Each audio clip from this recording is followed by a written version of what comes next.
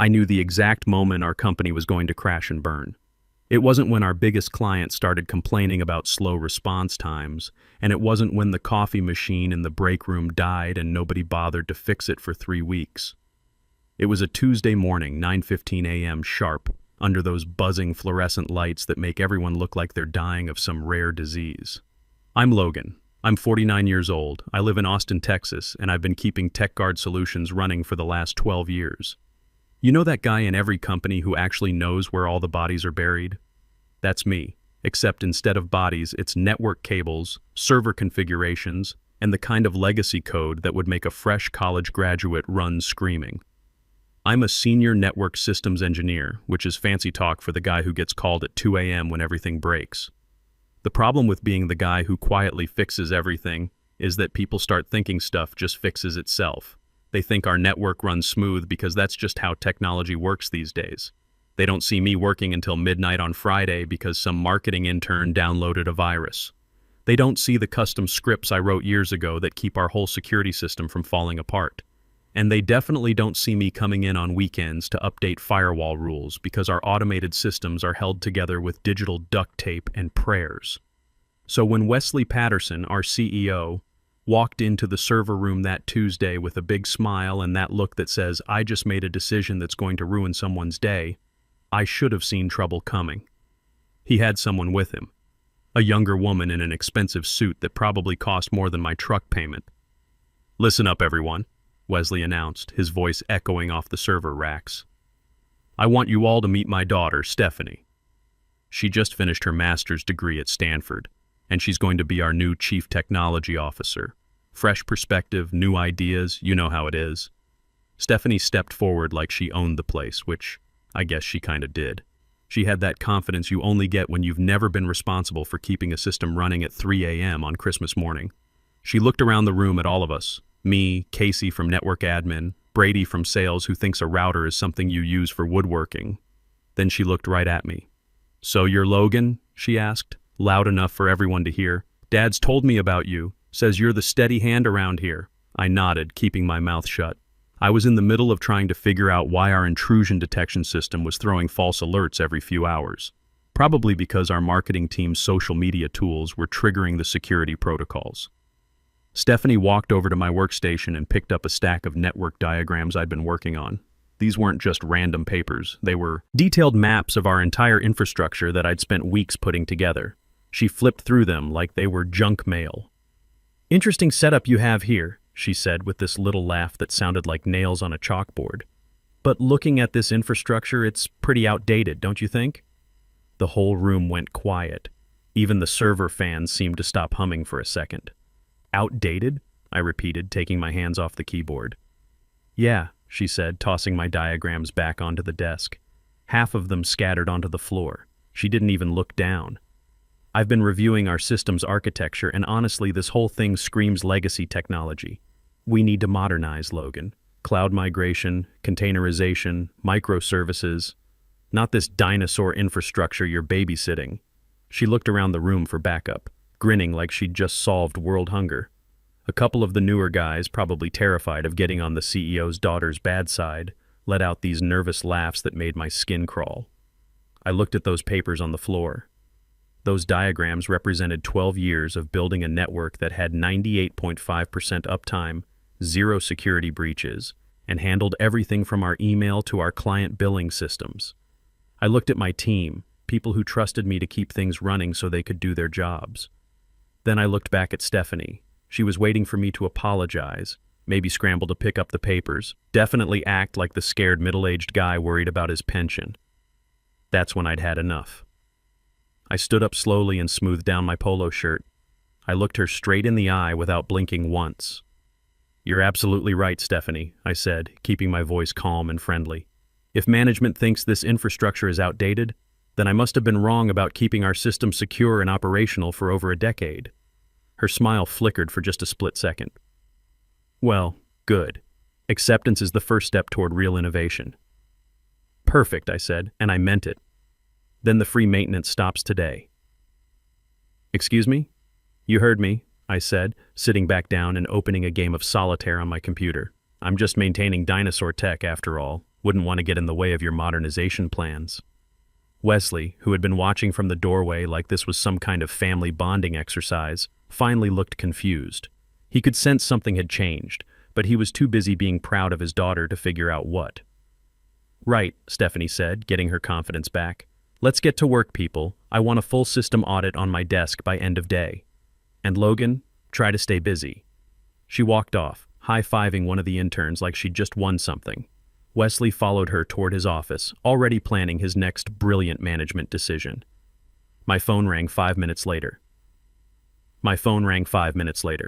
It was Hunter, one of our board members and biggest investors, calling about our monthly security report. Usually I send him a detailed breakdown that I put together manually because our automated reporting system hasn't worked right since Obama was president. "Logan," Hunter said, "just checking on those security metrics. Board meetings tomorrow morning."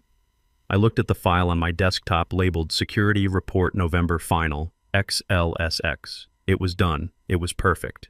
It had real-time threat assessments, detailed logs of the 12 intrusion attempts we'd blocked this week, and system vulnerability patches that I'd been tracking around the clock. I right-clicked on the file. I stared at it for a long moment. "Sorry, Hunter," I said, putting on my most helpful voice. "I've been told by our new CTO that our current infrastructure is outdated. You'll need to ask Stephanie for the modernized metrics. I believe she's working on cloud-based reporting as we speak." Long silence on the other end. "Okay," he said, sounding confused. "I'll give her a call." I hung up. I took a sip of my coffee. It tasted like the beginning of something interesting. The clock showed 9:30 a.m. The war had started, and they had no idea they were already losing. There's a special kind of quiet that falls over a tech department when you stop doing the extra stuff you're not officially paid for. It doesn't happen right away. It's more like that calm before a storm hits. You know something's coming, but you can't quite put your finger on what. For the rest of that week, I became exactly what they said I was, a guy maintaining legacy systems. I showed up at 8:30 a.m. sharp. I took my full hour lunch break, something I hadn't done since Bush was president, and at 5 p.m. on the dot, I shut down my computer and walked out the door. The first crack showed up Wednesday afternoon. I was sitting at my desk very carefully organizing some old cable documentation that nobody would ever read when Brady from sales came over to my cubicle. Brady's a good guy, but he thinks a firewall is something you build in your backyard. "Hey, Logan," Brady said, leaning against my desk. "Quick question. I'm trying to get into the client portal, but it's giving me that spinning circle thing again. Usually you just restart something, and it works. In the past, literally 2 days ago, I would have sighed, remoted into our web server, cleared the memory cache that fills up every couple days because of some coding issue nobody ever fixed, and had him back online in 5 minutes. I looked up at Brady with my biggest customer service smile. "That sounds really frustrating, Brady," I said. "But Stephanie's handling all infrastructure optimization now. I'm just maintaining dinosaur tech. Wouldn't want to mess up her cloud migration strategy." Brady blinked a few times. "But Stephanie doesn't know about the cache thing." "I'm sure she'll figure it out," I said cheerfully. "She's got a Stanford degree." Brady stared at me for a minute. I could see him trying to process what was happening. He nodded slowly, backed away from my desk, and headed toward Stephanie's corner office. 10 minutes later, I heard Stephanie's voice echoing across the floor. "Just restart the whole server. Have you tried turning it off and on again? Why is everyone so helpless today?" I took another sip of coffee. This was going to be fun. By Thursday, the problems were spreading like a virus through our network. Our monitoring system, this complicated beast I'd been nursing along for 5 years, needed a daily maintenance script that I ran every morning at 9 a.m. Simple thing, really. Just a few lines of code that told our security software to ignore the false alerts from our marketing department's social media tools. Thursday morning, I didn't run the script. At 10:30 a.m., our security dashboard lit up like a Christmas tree in July. Red alerts everywhere. Michelle from HR came charging out of her office, waving a printout like it was on fire. "Why is the system saying we're under cyber attack?" she yelled. "The security screen shows 15 intrusion attempts in the last 2 hours." The whole office started buzzing, people poking their heads up over cubicle walls like they were watching a car accident. Stephanie came out of her office looking a lot less confident than she had on Tuesday. She was holding her tablet, which I noticed wasn't even connected to our internal network. "It's just a glitch," Stephanie announced, waving her hand like she was swatting flies. "Legacy system incompatibility. I'm working on moving us to a cloud-based security platform, probably just some compatibility issues during the transition. I kept typing away at my computer. Click, click, click. I was updating my LinkedIn profile. Stephanie marched over to my desk. She smelled like expensive perfume and stress sweat. "Logan," she said through gritted teeth, "do you know why the security system is freaking out?" I stopped typing and looked at her over my reading glasses. I'd guess it's because the daily maintenance routine wasn't executed. But like you said, my methods are outdated. I figured you'd already implemented a modern automated solution. Stephanie's jaw tightened. She wanted to order me to fix it right then and there, but she'd spent the last 2 days telling everyone in the building that she was revolutionizing our antiquated systems. If she admitted she needed me to run a script she didn't understand, she'd look like a complete fraud. "Right," she said, her voice getting tighter. "Right. We're migrating everything to the cloud anyway. This is just temporary friction during the upgrade process." "Friction," I repeated thoughtfully. "Good word for it." She stomped back to her office. Through the glass walls, I could see her frantically Googling something. From the reflection on her monitor, it looked like how to stop security false alerts and network monitoring troubleshooting. "Good luck with that, Stephanie. The thing about working in tech is that everything's connected to everything else. When you break one thing, it usually breaks 3 other things you weren't expecting. And when the person trying to fix it doesn't understand how any of it works, well, that's when things get really interesting." Friday was the deadline for our quarterly security review with Pinnacle Financial. This wasn't just any client. They handled 40% of our revenue and had zero tolerance for security problems. Usually this deadline made me sweat bullets. I'd spend Thursday night running diagnostics, updating firewall rules, and putting together compliance reports that would make a federal auditor weep with joy. This Friday, I felt calm as a monastery. At 2 p.m., Stephanie sent an email to the whole department. "Security review complete. Team, excellent work this quarter. I've compiled our security documentation for Pinnacle Financial. Sending this to the client now for their Friday review. This is what modern efficiency looks like." She attached a PDF file. I opened it just to see what kind of train wreck she'd put together. It was worse than I thought. The vulnerability assessment was talking about systems we'd gotten rid of 3 years ago. The firewall configuration showed network ports that didn't exist on our current setup. And the best part, the intrusion detection summary was completely empty, just a blank gray box where all our actual security data should have been. I stared at my screen. It was like watching someone drive off a cliff in slow motion, except the car was made of client contracts and the cliff was our company's reputation. I could have fixed it. I could have hit reply all and said, "Hey, the firewall config is wrong and you forgot to include the actual security data." Would have taken me maybe 15 minutes to put together the real numbers. Instead, I closed the file. I created a new folder on my desktop called the Stephanie Files and saved her document there. Then, for the first time in 12 years, I left the office at 4:55 p.m. Walking to the parking garage, I could see Stephanie through her office window. She had her feet up on the desk, talking on her phone and laughing about something. She looked like she'd just conquered the world. She had no idea the world was about to conquer her right back. Monday morning hit like a brick through a window. I'd actually enjoyed my weekend for once. Went to a BBQ joint, watched some football, didn't check my work email even once. It felt weird, like I was cheating on my job or something. When I walked into the office, the air was thick enough to cut with a network cable. The relaxed Friday vibe was gone, replaced by the kind of panic you see when people know something's really wrong but nobody wants to admit it. Stephanie's security report had gone through Pinnacle's systems over the weekend. Their automated compliance checker had tried to verify our configurations and found, well, nothing that made any sense. I sat down at my desk and turned on my computer. My inbox was flashing 31 unread messages. That was actually pretty light for a Monday, which told me people were either too scared to email or trying to handle things themselves. I opened our main dashboard. The first thing I saw was our client status board. Right there at the top, Pinnacle Financial, connection suspended, compliance violation. My phone started ringing before I'd even finished my first cup of coffee. "Logan," came Jennifer's voice. She's our general counsel, and she sounded like she was calling from inside a tornado. "Please tell me you're seeing what I'm seeing." "Depends what you're looking at," I said, keeping my voice casual enough for the people around me to hear. "Pinnacle's threatening to cancel their contract," Jennifer whispered like she was sharing state secrets. "They're saying the security documentation doesn't match their network scans. They think we lied to them about our security setup. I felt a little bad for Jennifer. She was one of the good ones, smart, honest, worked hard. But if I jumped in to save the day now, Stephanie would take credit and nothing would change. That sounds serious, I said, making sure I wasn't whispering. What kind of discrepancies are they seeing? Everything, Jennifer said. The firewall rules, the monitoring systems, the access controls. They're saying nothing in our report matches what they can actually detect on their end. Wow, I said. That does sound like a problem. Have you talked to Stephanie about it? She's the one who put together the security documentation. There was a long pause. Logan, you know our systems better than anyone. Can't you just— I really wish I could help, I said, and I meant it. But Stephanie was very clear about modernizing our security protocols. If I start messing with the configurations now, I might break whatever new framework she's implementing. You know how Wesley feels about people stepping on each other's authority?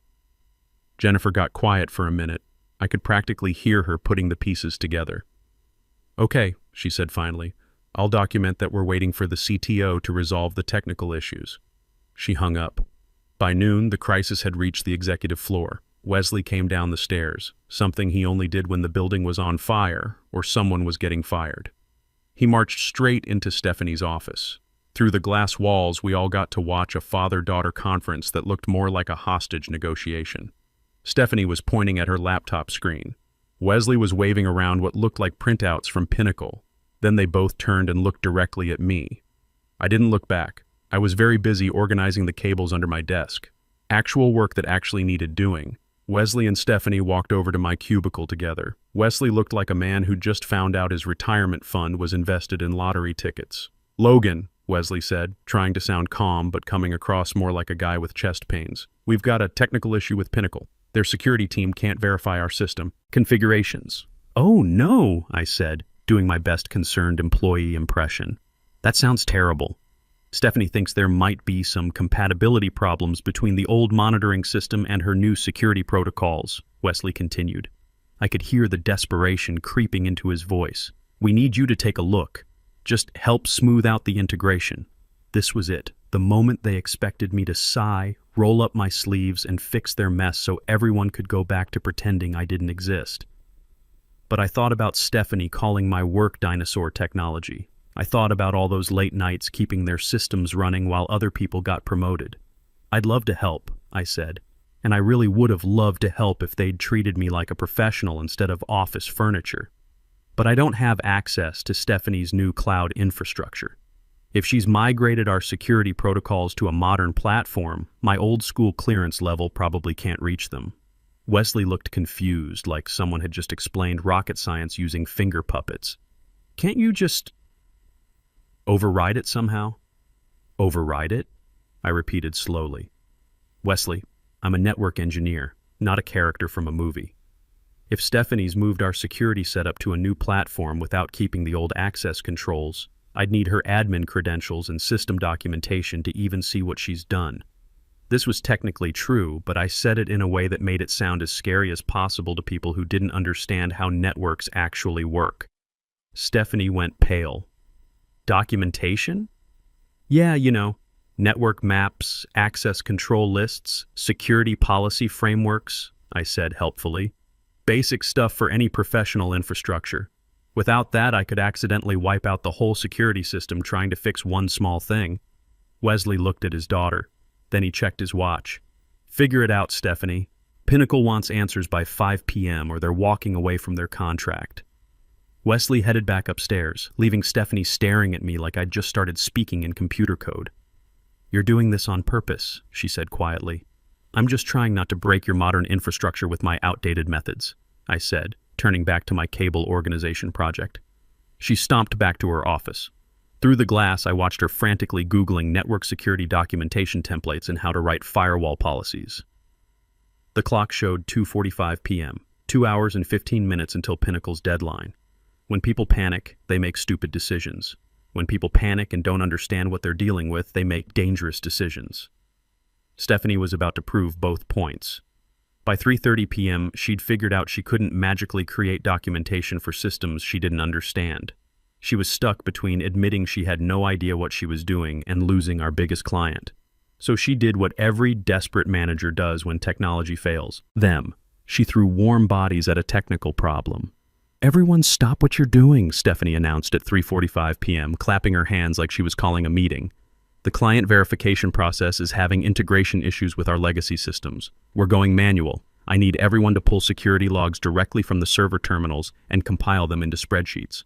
The whole IT department groaned like someone had just announced mandatory overtime on Christmas.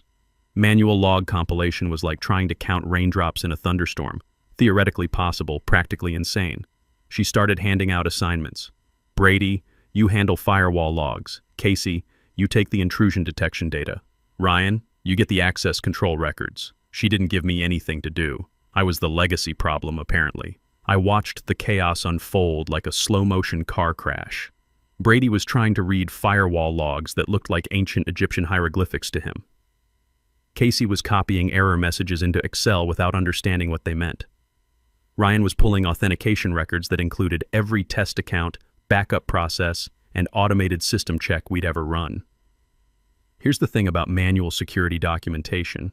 It requires knowing what you're looking at. My automated systems had built-in filters that separated real security data from background noise. These guys were just copying everything that looked like numbers and hoping it would make sense to someone else. I watched Ryan export login records that included our automated backup systems, which run every night and generate hundreds of login events that aren't actually people. In a real security audit, you filter those out because they're not human users. But Ryan was just grabbing everything. At 4:30 p.m., Stephanie yelled, "Send me everything!" She started copying and pasting their work into one master document. I could see her computer screen through the office glass. She wasn't checking for duplicates. She wasn't organizing the data. She was just mashing it all together like ingredients in a blender. You know what happens when you compile security logs without understanding what they mean? You accidentally document every vulnerability and weakness in your system because you're showing all the stuff that normally gets hidden or filtered out. At 4:50 p.m., Stephanie stood up looking exhausted but proud.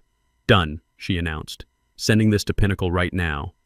She hit send. I heard that little whoosh sound of the email leaving our server. I waited exactly 1 minute. Then I opened the shared department folder that I still had access to because, you guessed it, nobody had thought to remove my permissions. I found her email. "Pinnacle Security Documentation. Urgent response." I downloaded the attachment but didn't open it right away. First, I saved a copy to my personal drive and renamed it Evidence Security Disaster 11, 18 to 2024 PDF. Then I opened it. It was like watching someone accidentally confess to every crime they'd never committed. Because they'd manually compiled everything without filters, they'd documented all our actual security weaknesses. The firewall logs showed every intrusion attempt we'd ever blocked, making it look like we were under constant attack. The access records included system-level accounts that made it appear we had no security controls. The authentication data showed me accessing critical systems at all hours, which could look like either a security breach or a dangerous single point of failure. This wasn't just bad documentation. This was a detailed confession to every security problem we'd ever had, presented like it was normal operating procedure. I closed the file. I didn't say a word. I shut down my computer, grabbed my jacket, and headed for the exit.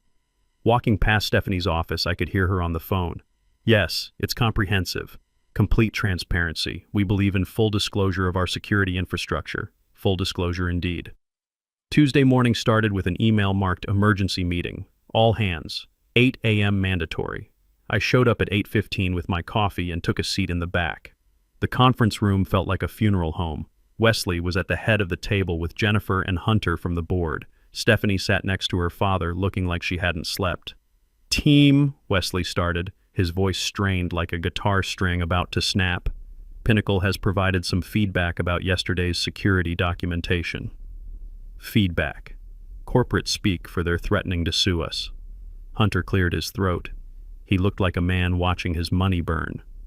"Pinnacle's security team has identified what they're calling material compliance violations based on the documentation we provided. They're not just canceling their contract, they're reporting us to federal regulators." The room went dead quiet. Wesley's eyes found me in the back row. "Logan, you've been managing our security for 12 years. Help us understand what went wrong here." Every head in the room turned toward me. This was the moment. the corporate equivalent of being handed a microphone at someone else's trial. I stood up and walked to the front. I plugged my laptop into the projector. "I'd be happy to explain," I said, "but I think it's important everyone sees the timeline." I pulled up two documents side by side. Left side, our actual security metrics from my monitoring systems. Right side, excerpts from Stephanie's manual compilation. "Here's our real security status," I said, pointing left. 12 blocked intrusion attempts this month, which is normal for a company our size. Here's how yesterday's report presented it, pointing right. 12 security incidents with no context, making it look like we're constantly under attack. People started shifting in their seats. Here's our actual access control, left side again. Automated systems properly separated from user accounts, with all administrative access logged. Here's how the manual compilation showed it, right side.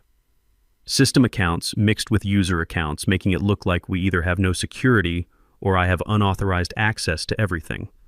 Wesley's face was turning an interesting shade of gray. "The problem isn't our security," I continued. "The problem is documenting security systems without understanding what you're documenting." Hunter raised his hand. "Logan, why wasn't this reviewed before it went to the client?"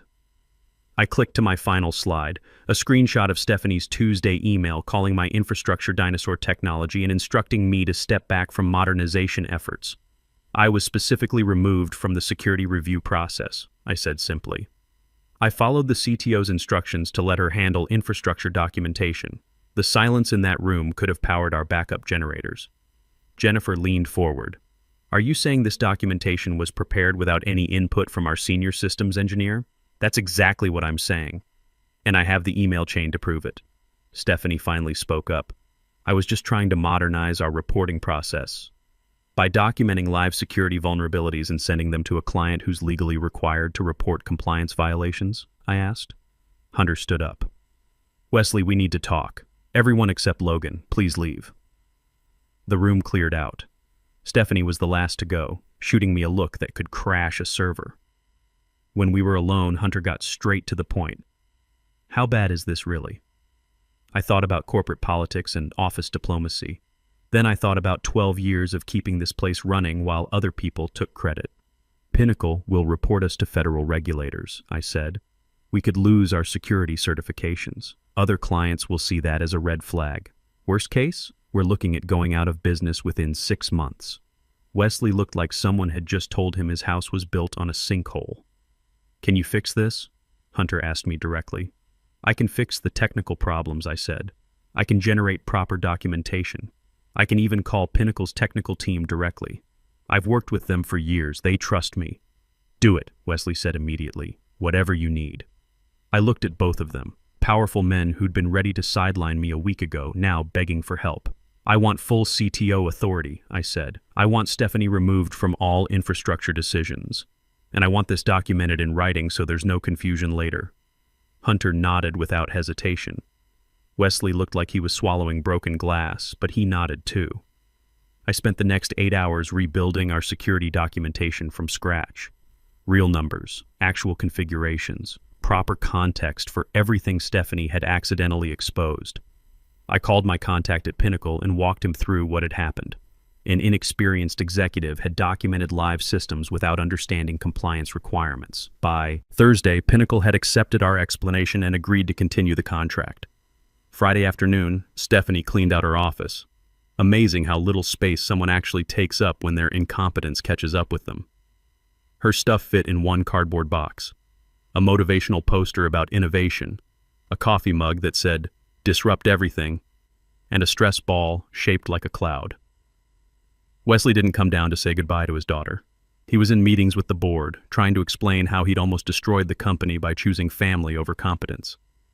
I was standing in my new corner office, Stephanie's old office, looking out at the Austin skyline through the floor-to-ceiling windows. It still smelled faintly of her expensive perfume, but the afternoon breeze was clearing it out. Hunter stopped by around 5 p.m. "You played hardball, Logan," he said. He didn't sound angry. He sounded impressed.